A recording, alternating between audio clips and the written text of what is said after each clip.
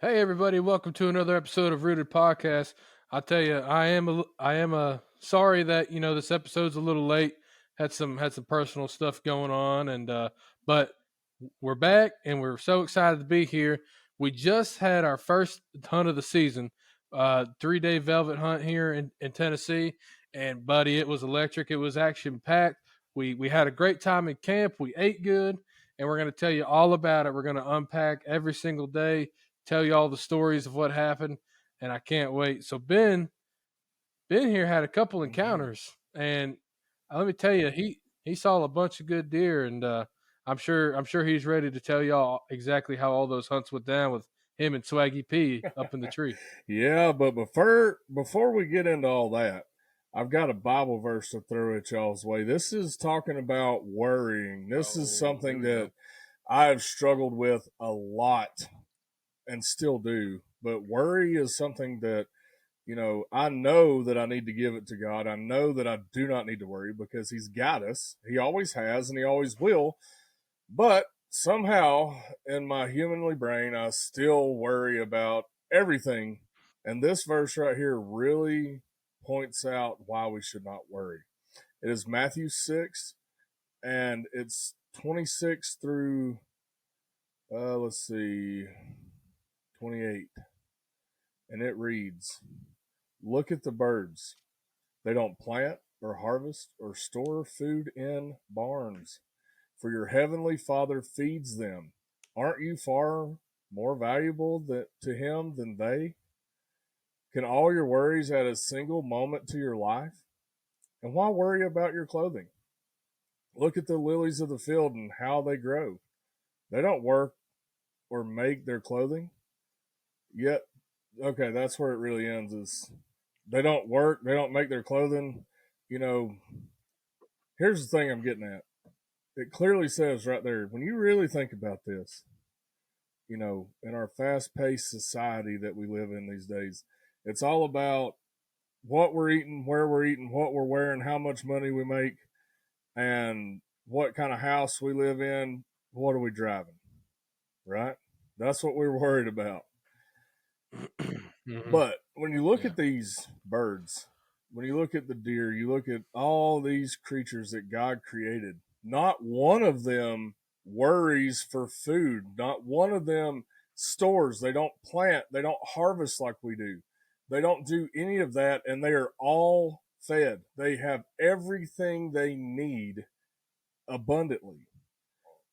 The point is, give your worry to God. Don't be like me and sit there and stress about stuff and worry about stuff. That's one of my bigger downfalls is worry. And I really need to get stronger in my faith to where I'm not worried about anything anymore. I don't have to sit back and think, man, well, what if this goes bad here? What if it goes bad there? But the end of the day is, if it does, who cares?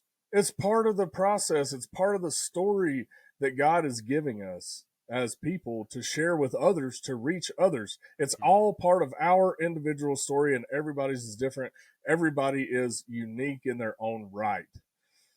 So give your worries to God, give them all to Him, and don't follow my steps because I worry a lot and I'm working on it. I'm really, really trying not to worry as much and trying to truly Oh yeah. live by that Matthew 6 26 through 27. That is what I'm trying my best to live by and walk by. And guys, look, at the end of the day, I don't care what anybody tells you. We're never going to be perfect. We're always going to fail. It's called sin. That's just what it is. We're sinners, and it is what it is. Yep. So, don't get so caught up in, well, I worried about this today. Okay, it's going to happen. Just move on. God's got you. Jesus died on the cross Yeah. for our sins, which is an atonement for our sins. So what that means is we're going to keep sinning, but He is the sacrificial lamb that took away all of our sins from now and forever until we are in the kingdom of God. So just remember, you're okay. It's going to be just fine. And God's got your back. Jesus Yes. has you, and we're going to slip and fall. We're going to worry. We're going to do other stuff. But the main thing out of all of this is just giving it all to God. All of it. Your worry, doubt, whatever it may be. Give it to God and let Him be the leader of your life. Let Him direct your path instead of always trying to direct your own. Because I'm bad about that too. And that's a whole nother topic for another day. Uh, about me trying to direct my own path. Because let me tell you something, John, I'm a type A. I like to just go and, don't ask no questions, just rip it and grip it. And a lot of times God's like, whoa, whoa, whoa, big cat, you need to take a few steps back. You're missing the point here. This ain't your Yeah. path. This is my path. And mine is a whole lot better than yours. And you're not listening to me. And you need to stop and listen to me. I couldn't tell you how many times I have done that, man. I mean, dude, so many times in my life have I ran and ran and ran and tried to run my own party, my own life, and buddy, it just don't work. So, moral of that: give your Yep. worries to God, give it all to God, no matter what you're going through. He's got you, and He's already gone ahead of you. He's behind you and on both sides, and He will never fail you, ever. Never once will He fail you. He's always there. So, but yeah, I'm ready to talk about deer now. And well, and it really goes all the way back to hunting because, you know, there's always the worries of life, like real Mm, life, There's always the worries of real life being whether it's rent, or making, paying the water bill, food, shelter, clothing, all those types of things. But whenever we're talking about, especially, the worries of a mm-hmm, deer or, am I going to be able to find land to mm-hmm, hunt or am I going to, be able to have the equipment to go hunting or it's like all that kind of stuff. All that's very minuscule in the grand scheme of things. And it's just like, especially all that, all the small stuff. I mean, God's gonna take care of mm-hmm. that. You ain't got to worry about any of that kind of stuff. It's just gonna work out when it needs to work out. And that's my biggest thing is I wanted it to work out Mm-hmm, yesterday, and I needed it, and I need it right now, mm-hmm. and it ain't happening right Yeah. now. And sometimes that stuff's a little rough to learn, but you just got to know that there's a plan and there's a reason, and you don't have to be in the know. You just have to be, You just have to be with God, man. and that's all there And is dude, to I can that. tell you this, talking about finances and worrying about bills, dude, there's so many times in my life that my checking account has been on zero. More times in my life than I can count. And dude, God has provided a way every single time. Something crazy will happen, like I'll get some kind of deal or I'll get some kind of extra work on the side, that I wasn't even necessarily looking for. I was just praying, like, God, how am I going to do this? And then, boom, I get a phone call. Hey, would you want to help us in the afternoons or on the weekends do this, that, or another? And it always worked out to where everything I needed was covered every single time, man. And that is a Hmm. true testament to how God really is. And man, I could talk for 100 hours about all the different times in my life that God has shown up and showed out. Oh yeah. Well, and we're gonna tell one of them right now because we had a phenomenal velvet deer camp. It was just incredible. Man, golly bum, we had so much fun, dude. We had just it's really a good time when you get a bunch of dudes together that are like minded and whenever you're chasing a deer, man, oh man, all the tips and tricks and everything. Everybody's an Mm-hmm. expert, and trying to kill a deer, and man, it's just such a good time, dude. Uh, so Ben, I kind of think we should tell the story from just go hunt by Yeah. hunt here. So first morning in the Mm-hmm. tree, what's kind of going through your mind? What are you expecting, and The what happens? first thought that went through my mind is, I am an idiot. I'm going against everything that I've said. I should not be in this tree in the morning because I always preach afternoon, afternoon, afternoon. And I genuinely mean that. But there I find myself in a tree first thing in the morning. And the reason why is I had these deer patterned and they were in there every single morning. And they were very, very timely every day. It wasn't like, sporadically or they were in there from, 3 o'clock to 7:30. They were in there at 6:45 every day at the same place, at the same spot. It never wavered. So we were hunting over a soybean field, and then we had our mineral site there too. So, a lot of these deer were going back and forth from the feed to the mineral, and then there's a creek just adjacent to the stand, so they've got everything they need right there: food, mineral, water, all in the same spot. So, the first day, man, was pretty darn special. It started off, deer immediately. I mean, now I will say this, let me back up. We got in there super early. Like, we started walking at 4 o'clock. And it was a really short walk, maybe 10-minute walk. So we were in the stand by 4:15, settled. 4:15 to 4:30, settled. Tied in. Everything was golden, good. Cameras set up, all that stuff. Well, I thought the cameras were set up, and my tree arm gave way, and there goes Ryan's FX6. I'm watching it in slow motion. I'm like, no.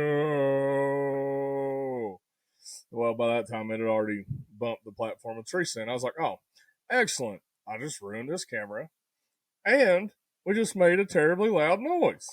This is great. This is just how I wanted this hunt to go, and luckily the camera was fine. Everything was fine. And man, it wasn't long before the deer started piling out of the woods. I mean, from every direction.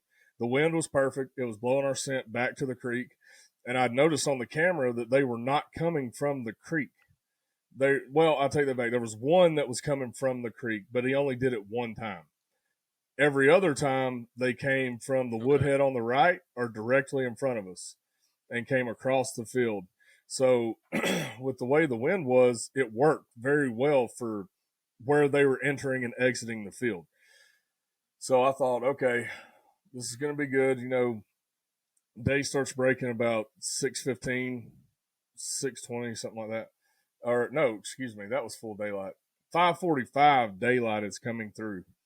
And around 6 o'clock, we see our first deer. And he just pops out like a little ghost that just popped out of the bushes. Just, what's up, boys? Except he had no idea we were there. And he was about 40 yards, little forkhorn, 4-point, real young, year-old deer. But man, it was like, okay, so we're okay. At least we're seeing deer here, right? It's a hit or miss on the velvet, man. You either have great weather, the deer move a lot, or you have trash weather and they don't move. It's a very hit or miss game, especially in Tennessee because you only have 3 days. So he comes out, does his thing, and then starts feeding off into the field. And we watch him for another 10 or 15 minutes. And it's about, I'd say, 6:20, 6:30, something like that. And I hear, and I just glance to my right, and there's a trail that comes off the mountain right there. There's 2 ridges that meet right there, and there's a waterfall at the end of that trail.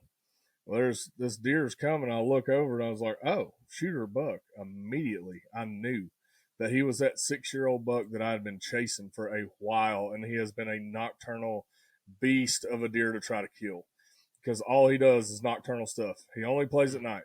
And I thought, here is my chance right now. And he comes out into the field. Instead of doing like he normally does, which is goes around and then comes in, perfect shot, awesome. He walks straight to the mineral site before he goes to the field. Because I was thinking he was going to go to the soybeans first and then come back. But he did not. He went straight to the minerals and was facing me the whole entire time. The whole time. Mind you, the wind is blowing in our face from where he is. So he can't smell us. He can't see us. Because I specifically went and looked Nice. at from the mineral pile, I looked up at the tree stand to say, okay, what's my cover? What do I need to do? Just going through all the steps in my mind before the hunt when I was checking the cards and everything, leading up to this. And man, he was just chilling. I could have shot him, but it would not have been the best choice because he faced us the whole time. I had one little window where I could have slipped that arrow in right by the neck and shoulder. But, dude, you also risk wounding that deer and never finding him, and he dies a horrible death. And I thought, it's not worth that. It's not worth wounding him and letting him go. It's better just to let's let this play out a little bit and see what happens. The other deer is about 100 yards away from us at this point, and then there's another one coming. Like I glance over and see another one coming, another really young buck. So this old dude is just a bully running with really young bachelor group of deer because the big boys have pushed him out because he's being so rough. And I guess he gets to bully those young deer a lot. And oh, dude, that young deer stepped on a twig or something. I don't really know what happened, but I know he didn't smell us and I know he didn't see us. And all of a sudden, he just bolted right into the woods. I was like, well, what the heck happened? I was thinking, man, this is a slam dunk. We're about to hammer down. We're about to finally, after 5 years of velvet hunting, get a buck on the ground. But you know what? We're going to have to go for year 6 because it didn't happen. So he splits. That deer in the field's looking at him like, what is your problem, man? I don't see nothing. I don't smell nothing. Never budged. I mean, that deer just stayed out there eating. So I don't know what his problem was. I don't know what he saw. He could have seen something down at the creek or whatever that other deer didn't see. Because there are bobcats and coyotes, that go through that area. So I mean, it's a possibility, man. There's really no telling what he saw, or I know he didn't smell us, and I'm pretty dang sure he didn't see us because neither one of us were really moving. By the time he got to that mineral pile, I already had my bow in my hand and was ready. I was ready for him to make that step, turn broadside, and, give it all we had. But he didn't. And I thought, man, this hunt is over. Dang it. But then I got kind of excited because I thought, you know what? It's barely broke really good day. I mean, I can see the camera can film and all that, but I was like, dude, we still have like 3 hours to go. We're good. So about, I don't know, 30 minutes later, I'm just watching that little buck through the binoculars, just browse around in the soybeans.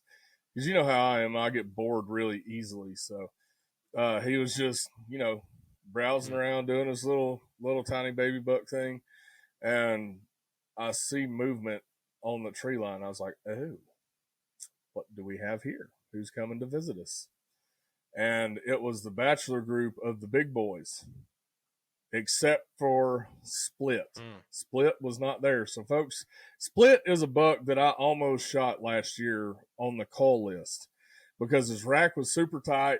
His tines were almost touching. Just didn't look like he was going to do any better. And he was a 4-year-old deer, so I thought, man, if I see him, I'm going to go ahead and smash him, and get the meat, and because that's what I'm really after anyways, is the meat, because you can't eat the horns, man. You just can't do it. But I'll tell you this, that deer from age 4 to 5 exploded. Mass for days, got more tine length, got more beam length, and the reason I call him Split is because he's got a tear in his ear. And so that's why I've always called him Split, because he's always had that. And I've watched him for a while, and I just kept saying, give him another year, give him another year. And then last year I was like, okay, your time's up. But I'm glad I didn't kill him last year because he really turned out to be something special. Yeah. And oh man, it was exhilarating to see those bucks come out. They never came close enough to shoot. They stayed about 100 yards or more out, and we could see them with binoculars through the foliage because, when I'm bow hunting, man, I like to be tucked up in the foliage. I don't like to have, the ability to see for 500 yards. I want to be focused on my 20-yard shots, 20 to 40. That is 40 is my absolute max. If I'm going to do anything else, brother, I'm going to wait till gun season and bring out the old meat stick. And then we're going to hammer down with the old boom pow wagon. So, that being said, man, it was special. So they fed all the way across. We got to watch them for, 45 minutes. All the shooters that I had been looking at except for Split in that field, I've been watching them all summer long.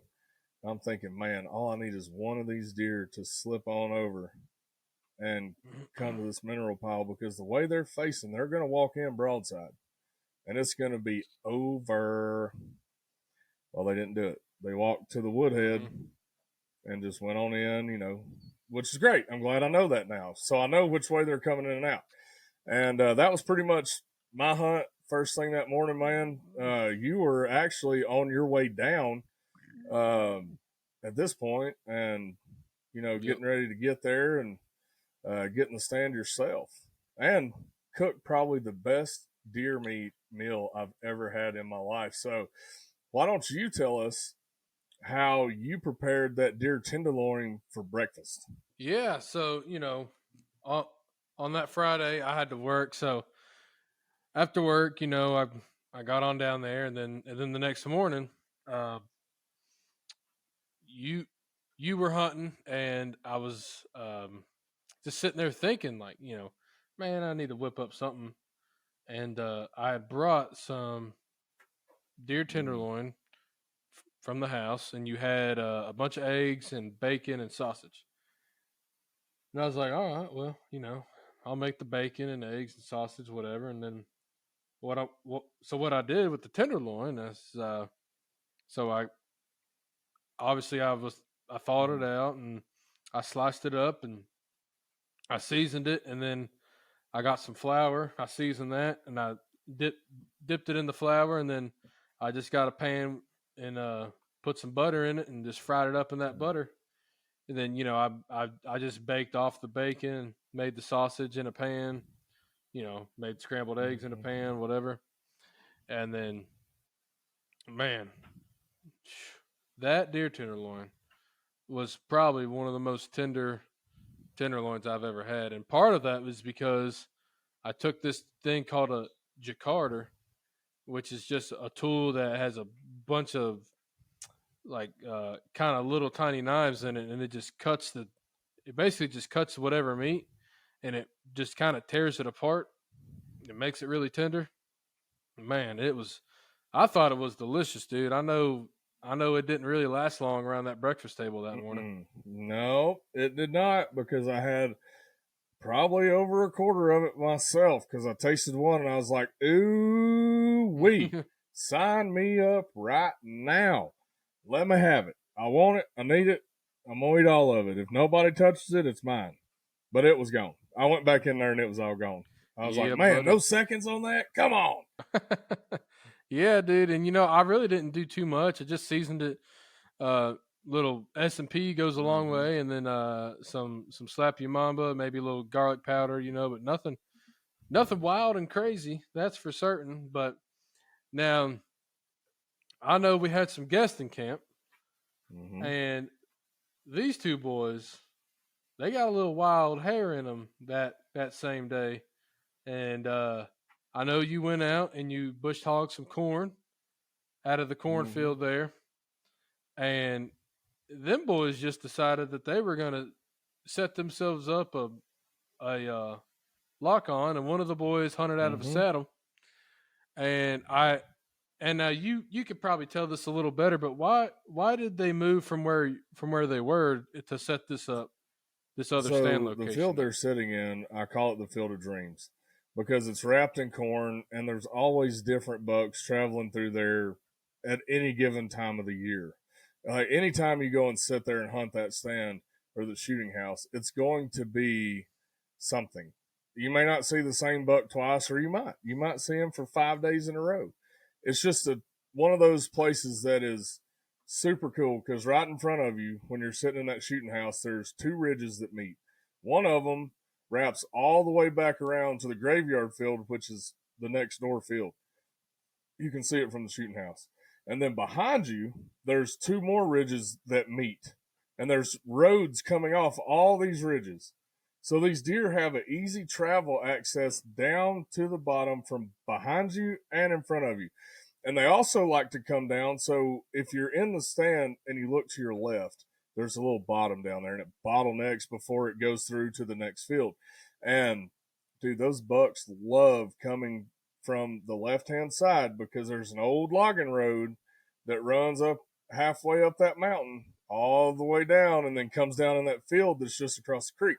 So I don't do nothing with that field. I potentially put a little tiny food plot in it this year, but I haven't made up my mind that that's actually what I want to do yet. It may just be a stand location to cut them off, in between their travel to and from.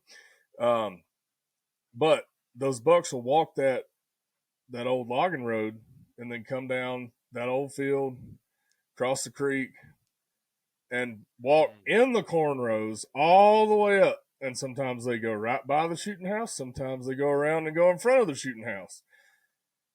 So what had happened is, these deer were coming out a little too far. So, and they saw a pile of deer. I mean, a pile of deer. And, I'd wanted them to kill one. And I have some of our better bucks. Actually, some of the biggest bucks are in that field. I have gotten several shooters on camera in that exact field. So, I thought, man, this is going to be great. Put them in the shooting house. You have, the shooting windows. The only downside to the shooting house in August is it's blistering hot. And you don't get a breeze. It's just kind of miserable. But they moved because the deer were short stopping them. And they were eating the ears off the stalks. So, it's like, well, okay, that doesn't make sense. So they went in and decided to move down about, 40 yards to cut the distance, a little bit there from the shooting house. So it'd be more of a 20 to 50 yard shot instead of a 50 to 100 yard shot. So that's what we did there. And they moved down and dude saw the second biggest buck he's ever seen. And that deer hung up at 70 yards, dude. Hung up at 70 yards. And all he needed to do was walk 20 more yards. And they had bucks on them all afternoon. They showed me a video of this little 7-point that, man, he's a young deer. And I'm really happy they did not shoot that deer because you never know, man. They could be a 7-point this year and they could be a monster 8 or a monster 10 next year. You just never know because they're 2 and 3 year old deer. You never know until they hit that 4 and up. You have no idea, man. Right. Have no clue. So that's kind of how that went. And that's why they changed spots, which I think was great because the wind was perfect for them. It was just blowing right down that creek behind them. So and there's a spring back there. So, it comes out of the mountain as in a cave. It's actually a pretty cool cave back there, but don't get any ideas, people. No trespassing in our cave. That's ours. But hey, listen here. Yeah. One of the kind of connecting dots to the story is, so whenever you went in there to cut that corn, how wide did you cut it? It's only planted in 30-inch rows, and it's a very small strip that's planted around the field. So I just cut just enough. It's just real small. Right. But we're talking like it was probably cut in 30-inch rows, right? So the story I was told from these boys was the deer, okay, this big buck that you're talking about was standing in the middle of this cut row and was just a few inches off on each side from touching each row. So that's big buck number 2. So that's the other big daddy they saw. So it's like, okay, there's this 20 some odd inch deer sitting in right in front of them, and it's like, this is what they're trying to do. And that's why you pass these younger deer and let them grow. But so as awful as it is to have a deer be hung up like that, and you just got to sit there and stare at him, knowing that if you had a gun in your hand, that he'd be dead, which is also part of the fun of Over. bow hunting. But Yeah. that Yeah. night, oh buddy, we had this deer tenderloin with a red wine gravy, mashed potatoes and corn. Dude, Preach it, brother. I'm not gonna lie, man. That was one of the better deer meals I've ever made in my life. So, and now look, there's gonna be videos on all this coming out real soon because we filmed it all. Tomorrow. See there. But what I did was I took backstrap, sliced it real thin. Okay, you take a mallet or a jacquard, whatever you got. You could take a fork. It don't matter. And you tenderize it, kind of pound it out, make it thin and even. Okay, season it up. Steak seasoning, Cajun, salt, pepper, whatever you like, some seasoned salt, whatever. Do the same seasoning into your flour. So you season the meat, season the flour, put the meat in the flour, meat into the pan.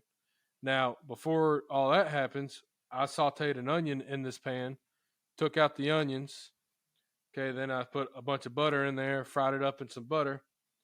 Then I took the meat out, put the onions back in. So you got all that meat flavor in there, all the deer meat flavor, and butter and all that stuff. And then I deglazed it with some red wine, threw some garlic in there, thickened that bad boy up, put the meat back in it. And then, I made some mashed potatoes. I had some red bliss potatoes. I boiled them. Then I mixed cream and butter, put it in there, season that up, a little garlic, salt, whatever, however you want that. Yeah. Heated up some corn, and there you go. Then you just take out the meat. It's already covered in gravy. You could pour more gravy on if you want. We all did, because why not? And buddy, it was absolutely killer. I think everybody ate their whole plate on that one there. Oh, I know I did. I went back for seconds, and I ate so much that I felt immobile. I felt like I couldn't move, like the Michelin Man. Like, oh man, I need to just go lay down. I can't think straight right now because I'm so full. It was delicious, man. And dude, the thing is, you say that was probably your best dish, but dude, I've never had anything that you've cooked that was not superb. Everything has been perfect. Thanks. Every single time. So don't shortchange yourself there. It's always been good. It's always been perfect. There's never been a time where I'm like, man, this could have had a little bit more of pepper or salt or whatever. It's too done or whatever. It's always been perfect every single time. And, that says a lot about you as a person too, because you're the same way on pretty much everything. Very dedicated, work really hard. Folks, this dude is one of the hardest working dudes that I know. And he's the reason why this podcast is here, because he wouldn't leave me alone about it. So we finally ended up doing it. So, oh yeah, persistence is key. You know what I mean? Your persistence is key. And I'll tell you what else, man. I don't think them boys we had in camp from the old HuntWise app. I don't think they quite knew the cooking that they were going to get, because there's some they're from Michigan, right? Or live in Michigan. I don't know if they're from there, but I tried to tell them. Yeah. I tried to tell them it's the best food you're ever gonna put in your mouth, and they believed me the second they took a bite of that. And dude, it was so nice to have them in camp. It was a really good atmosphere. They were really great dudes to be around, and man, it was just so much fun. And they saw so many deer, and got really close. But dude, the food was fantastic. You did an awesome job. And, that's what it's about, is all of us hanging out in camp. You know what? Something special about them too is they came into camp realizing that it's bow hunting and it's free range, and they had zero expectations. They were like, man, we're just coming to have fun. We're going to have a good time. We're not expecting to kill, both of us kill deer. They're like, dude, we're just trying to have fun. And that's what we did. We had fun. We saw a lot of deer, and we got really close to 2 tags being filled and saw a pile of turkeys. Oh, yeah, same. Man, oh, my gosh. Because I hunted one morning. That's all I really had time to hunt, Mhm.